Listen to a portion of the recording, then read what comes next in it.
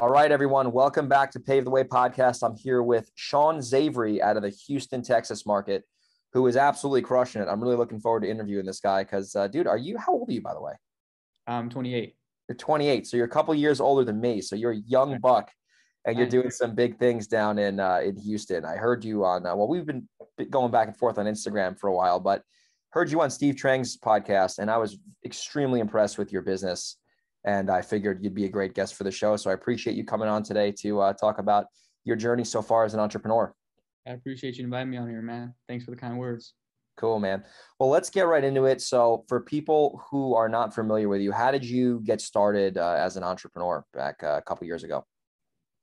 I always felt like I've been an entrepreneur. I mean, just because I've come from the business background, family background. I mean, I've seen my brothers door knock working for AT&T.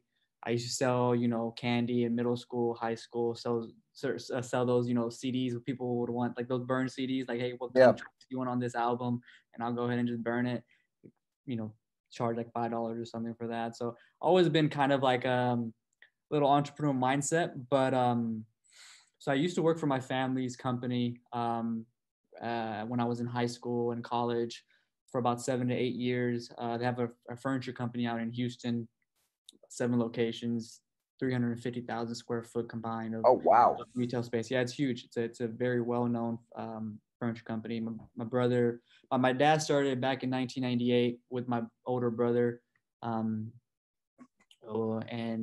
started in 1998, and my dad passed away in 2009. So my brother kind of took over, and that's when we kind of, all of our siblings were already involved in it with the day-to-day. And I did that for about 7 to 8 years. It was cool. Learned a lot, wore a lot of different hats from, accounts payable. That's where I started, accounts payable, accounts receivable, accounting department. Then I started doing inventory, warehouse, delivery driver, sales, and all that good stuff. So learned a lot.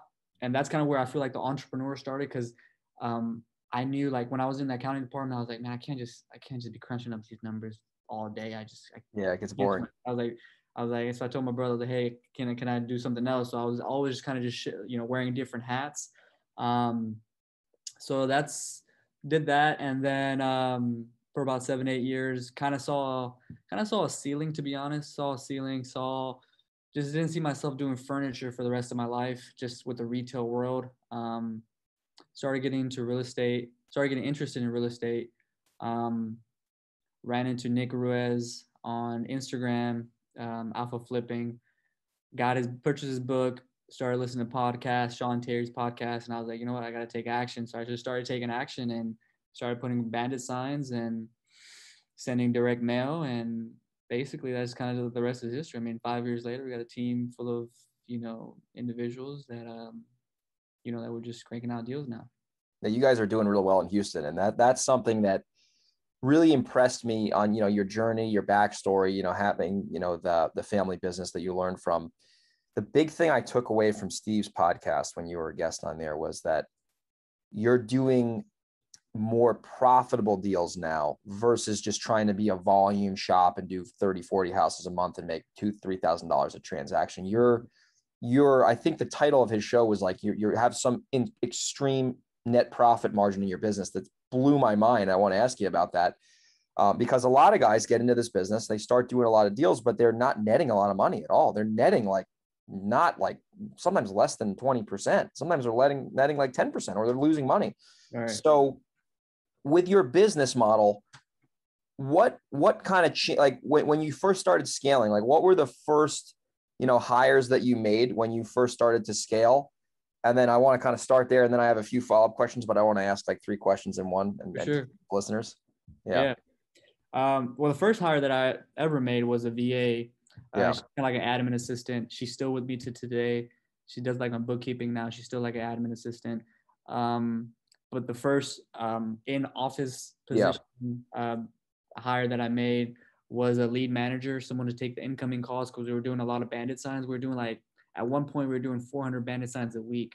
So basically, there's a lot of incoming calls coming in from, buyers, people who want to get added to the list, sellers who want to sell their properties, construction, contractors, everybody, right? So we're getting a lot of calls. So I was like, I can't take all these incoming calls and go to appointments, because at that point we were going to appointments as well. So like, let me just have someone who answers the calls, takes the inbound, takes the notes, passes it on to me. Then I'll go ahead and kind of vet them and see if it's worth going on the appointment. So that was the lead manager was the first one. Then the acquisition was the second one, right? And then from there, the acquisition team started growing. I didn't really get a disposition agent because that was something that I was like holding on to, because I always heard that that's like the sauce, right? That's like, you can't let go of, your buyers list is your main thing. Yeah. Which I always heard of that. And it's I don't think that's true anymore, just because buyers are everywhere. Dude, It's really, that's so true. yeah. So it's not really the buyer. So I let go of that position. I delegated it and kind of hired out that position as well back in 2019. But that was like the last position that I hired out and delegated, because I was just holding on to that. And I like talking to buyers. I like talking to investors, and just kind of iron sharpening iron type of thing, where we can talk and kind of I like negotiating with them as well a lot better than I like negotiating with sellers. So that's why I hired out the acquisition position, because I was like, these sellers, man, they're just crazy. They're crazy, especially the sellers we're dealing with. You got to understand where our target audience. So yeah, so it was a VA, the admin, lead manager was in office, then acquisition, then eventually it was and then it was transactional coordinator. Then it was transaction coordinator. Yeah. Then it was disposition. Transaction coordinator. It's funny you brought that up, because that is something that it's important, but at the same time, it's something that can take up a lot of your time, like dealing with the drama of the title issues and logistics, especially when you're wholesaling, because you got three people kind of in the middle trying to make it all happen at once. Right. I found that that can get a little challenging when you're wholesaling. I think at least if I was closing on all properties myself, a TC wouldn't be as hard necessary, I think. But with the wholesale deals that we're doing, you're right in the middle there. So you got to line up, both sides got to be perfect, or else you're in trouble. So I found that to be, in Europe, especially, you're doing a lot of deals. I'm sure that was a big relief off your shoulders when you're able to have someone do all that back and forth emails and earnest money deposits and all that stuff, Yeah. And to piggyback off what you were saying about the net profit, what really kind of helped us out was combining those two positions, was disposition and transactional coordinator. I combined those two positions, two people into one. So that kind of helped us on the payroll expenses. And I felt like it goes hand in hand, because when you're wholesaling, the transactional coordinator really takes over when the contracts are sent to the title, affidavits of airships and whatnot. And then disposition, all you really need to do is market it out and kind of find a buyer. Once you find the buyer, your role is kind of done. So we just figured out, let's just keep going with the transactional coordinator. 100%. I found the disposition role to be more administrative than anything, especially in this market. And I learned this from Todd Toback, and I'm like, you're going to send out, like, we right now, as this is going down, we have there's a showing going on that I'm not attending. Someone's going to control the showing, but literally you send an email, people meet at the property, you do a one-time showing, you submit the highest offer, and that you're not selling. It's the property selling itself, at least in my market. I don't know. I'm sure in Houston, it's the same thing. Right. Like, you don't really need to sell buyers on why they need to buy the property. Like, they're going to make their decision, and then you're going to just take the offer and move forward. The only selling you really need to do is like, hey, I'm accepting highest and best, so just give me a highest and best offer, kind of bluff on, not, it depends, but like, I got a lot of people interested. I got a bunch of offers coming in. So and that's easily delegated. You can just delegate. Tell someone that's, text that over, talk to them and say, hey, I got a lot of people coming in, so give me your highest and best.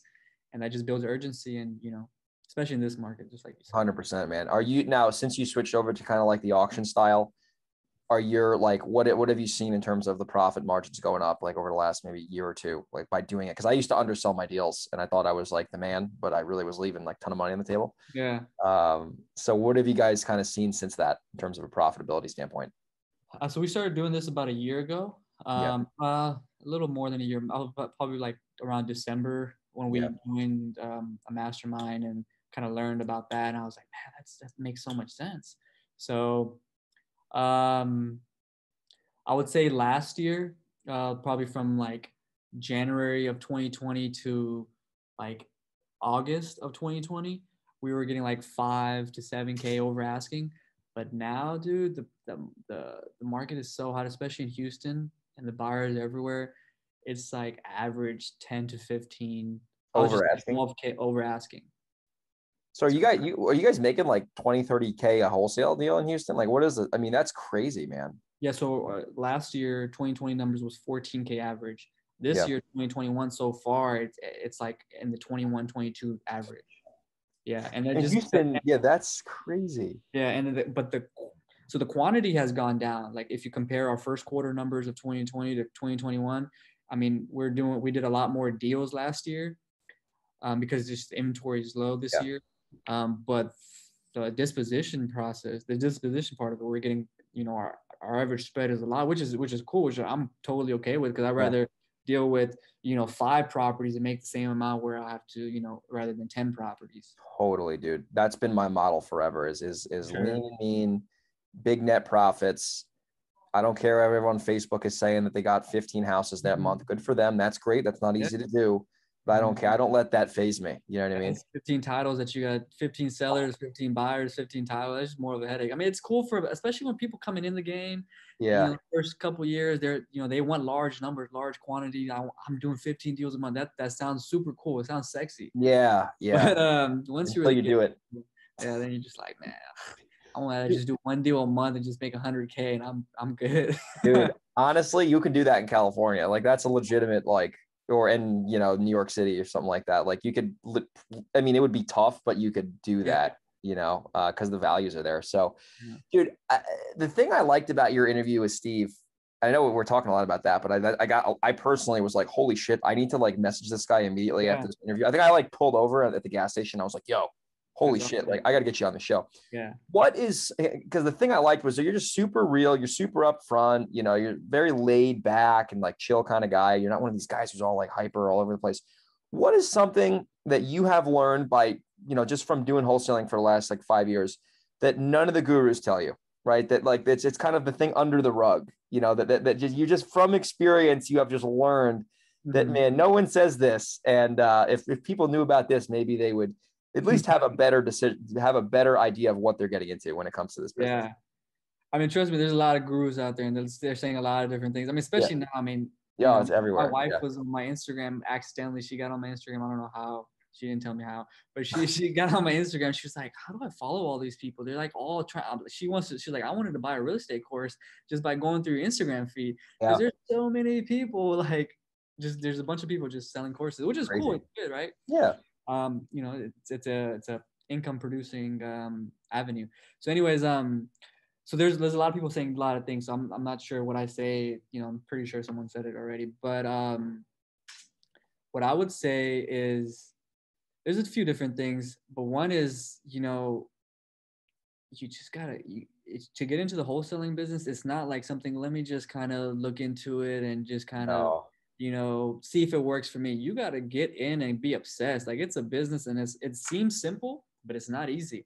No. So it's a business that if you want to get into, you got to basically roll up your sleeves day in and day out, late nights, early mornings, type of thing. And you just be obsessed. I mean, when I got into it, I was just obsessed with just podcasts. That's all I listened to for a whole year. I didn't listen to music. I still don't listen. Like now I go to the gym and I don't even listen to music. I just listen to podcasts because it's just what I was in tune to. So now I just listen to podcasts and I'm just learning all the time. So what I would say is just get obsessed with this business. And 2 is just, I'm sure a lot of people say this, and this is what I started doing in the self-storage business as well. But you just got to start failing forward, start taking action, and you're just going to figure, you're going to do things that you're not supposed to be doing, but that's just how you're going to learn. So just failing forward.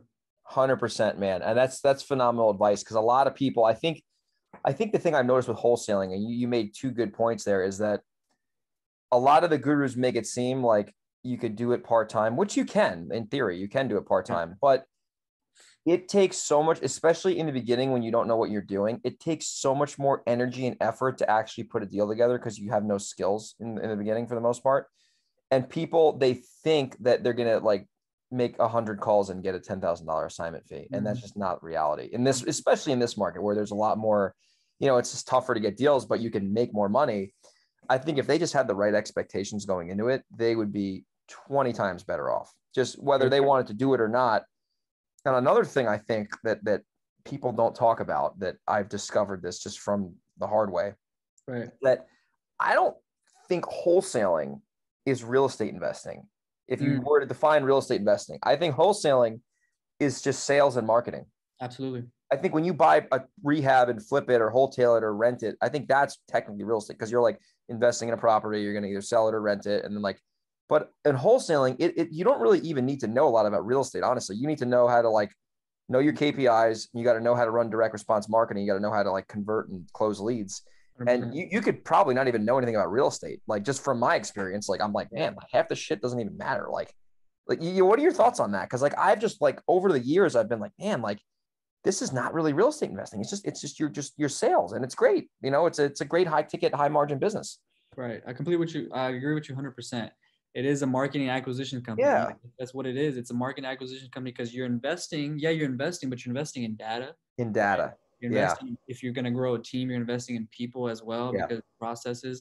But, there's like props from Propelli will tell you how much the ARV is. You just got it's all like, and after that, you just run your numbers backwards, or you just see what the as-is properties are selling for, and you just give them an offer. So it's really sales and marketing. And I agree with you 100%. That's what a lot of people don't understand, but it's just the gateway to get into real estate investing, right? Because once you can, and I tell this to a lot of people, once you get in, once you know how to find the deal, then you just hold the gold. And after that, once you kind of get your feet wet, then like, all right, I'm going to start, I'm going to wholesale this deal. I'm going to flip this deal. I'm going to keep this deal as a rental. I'm going to burst strategy this deal, whatever you're going to do. But once you know how to find the deal, then you hold the value. 100%. It's the best way to get in, because you're like you said, you're starting at the foundation. And like now, as I'm picking up rentals and doing like small commercial stuff, like I'm marketing from the ground up. Right. I'm not relying on, and just that skill. I was saying this on a podcast an hour ago. When you have the ability to get deals off market, you'll always be able to make money no matter what happens in your life. Like you'll always be able to find a way to make 10, 20 grand a month, because how to get something that people will always want, which is a discounted piece of real estate, So I think that's the best insurance policy you could ever have, is knowing how to find deals in a real estate market, because it works with just life, with life in general. Like, if you're going to go into another business, sales and marketing, but just talking to people, right? I haven't spoke to this many people. I used to, but like speak to like hundreds of people a day, thousands of people a month. So your communication skills improve. You're able to kind of hold random conversations that people at restaurants, malls, and just kind of just figure out, and the sales, right? The sales, I mean, if you can learn how to talk to someone and kind of just persuade them, then, that's a life hack. It's a straight life hack, dude. That's so true, man. That's so true. So as you've really taken the more profit first approach, like what was some overhead that you had that you got rid of that allowed you to, number one, run the business way more profitable, and number two, like realize like, what the hell was I doing? Like, cause I do that sometimes. Like I'll look at my P&L and I'm like, I don't need half this shit. And all of a sudden I just gave myself like a $8 grand a month pay raise. So like, what are some things that you did to really optimize for that? Because that number, that the profit margins you operate on, it's amazing. And I mean, a lot of people need to pay more attention to this, because, they're not making any money and they're not building assets either. They're just getting by. Right. So there's a few different categories with the expenses in the wholesaling business, right? You got the marketing, which is important. You can never shut down the marketing, right? The marketing is your bloodline of your business, because we're going to a marketing acquisition company. Second is payroll, if you have a team. Second is payroll, and third is like operations and like subscriptions, and you got Podio, you got Propelio, all these other random DocuSign subscriptions that come up. Yeah. So what really helped us was last year I had and what really one was the payroll. So let's talk about the payroll. So, as you're kind of evolving into a one-man show to a team, what I was taught when I was coming up was bigger the team, the bigger the profits, the bigger the deals. I mean, the more deals, the more profits and all that. So I had, honestly, in January of 2020, even all the way until like March or April of 2020, I had a huge team. I had like 7 sales guys in my office. Oh right? my gosh, And I'm dude, that's paying crazy. salary. Yeah, I'm paying salary plus commission, right? So sales guys are then just not closers, but like junior acquisitions and senior acquisitions. So junior acquisitions, they were just calling, they're like lead managers, I guess you can say. So I call them follow-up agents as well, but they're just calling, vetting individuals that we haven't been able to get a hold of. They're calling them, pre-qualifying them, seeing if their ballpark is in our ballpark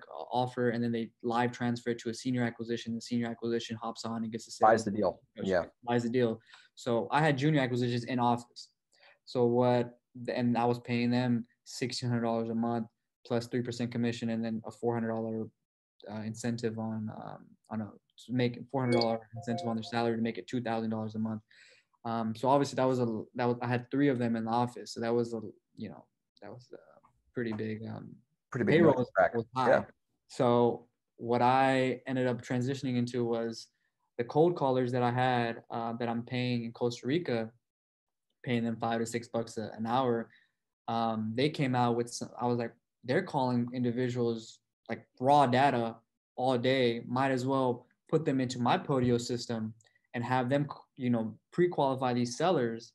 And if it's somewhere, they're in a ballpark, if it's a motivated seller, they can just do a live transfer to my senior acquisitions. Yeah. So that's what we ended up doing. We ended up getting rid of our junior acquisitions, getting the Costa Rican callers. They started going ahead and pre-qualifying these sellers. So that $1,600 to $2,000 a month salary plus 3% commission went down from paying them $400 a month, $400 to $500 a month. Oh, so you dropped. Yeah, you just put a ton of money in your bottom line. exactly. So that was a big change that we made that was extremely profitable. And also these junior acquisitions that were in my office, they were making anywhere from 60 to 70 calls, but these callers in Costa Rica, the cold callers, they're used to making hundreds of calls a day. So they're just going and just making calls, right? And they're immune to it. That's what they do. So we were getting a lot more live transfers. We were getting a lot more sellers. We were getting a lot more deals from just them, making those calls. So it was one with productivity, and then one with efficiency with the payroll expense. So that was one. 2 was, when we were during quarantine, I started going through the expenses and seeing what we had on subscriptions, because subscriptions could rack up, especially just kind of good.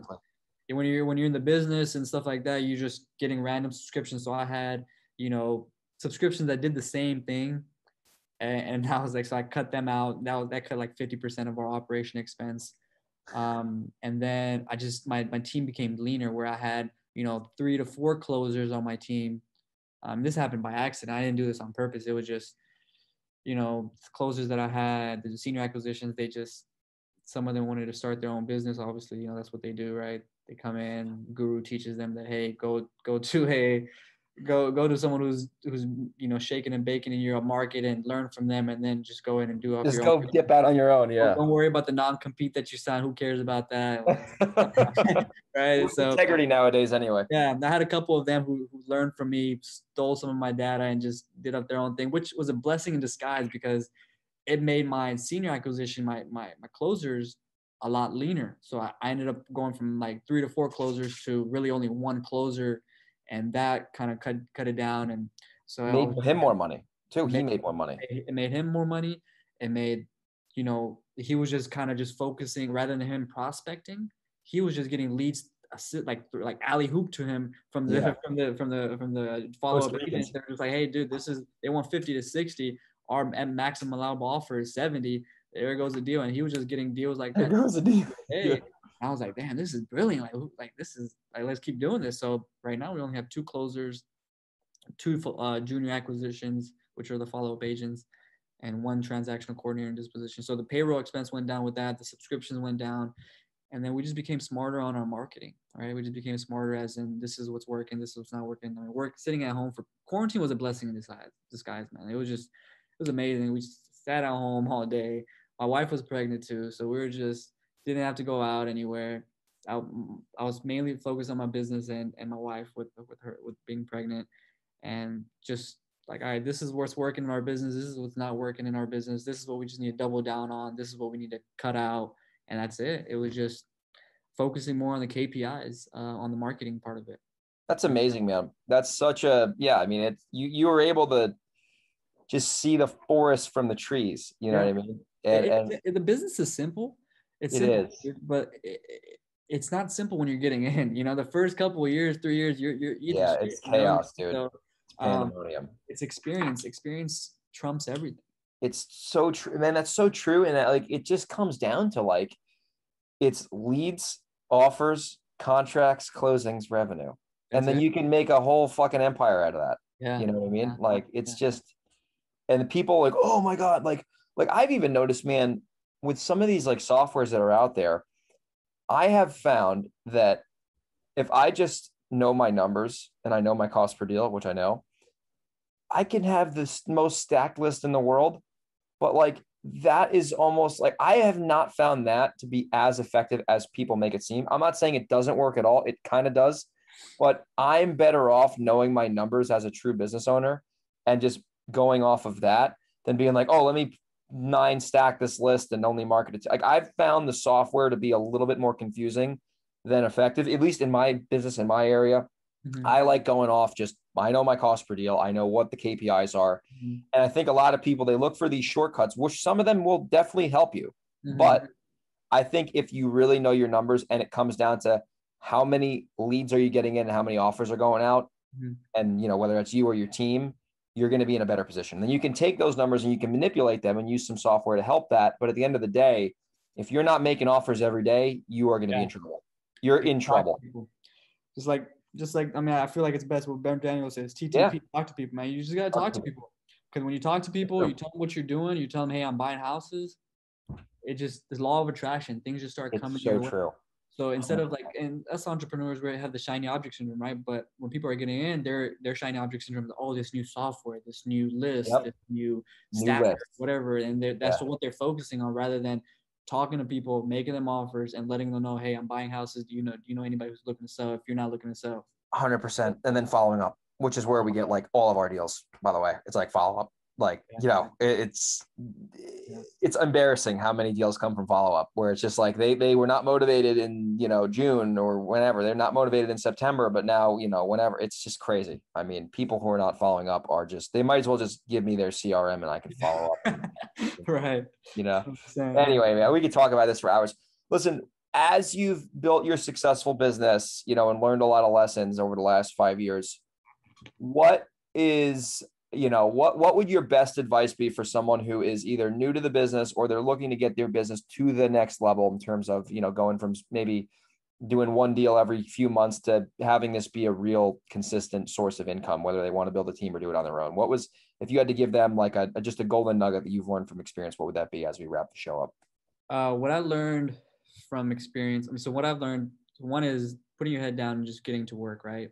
The work, bottom line. Bottom line is the work, but also, finding like a group, like, how they say, like, you're like the fourth, like mastermind, right? Masterminds is so powerful.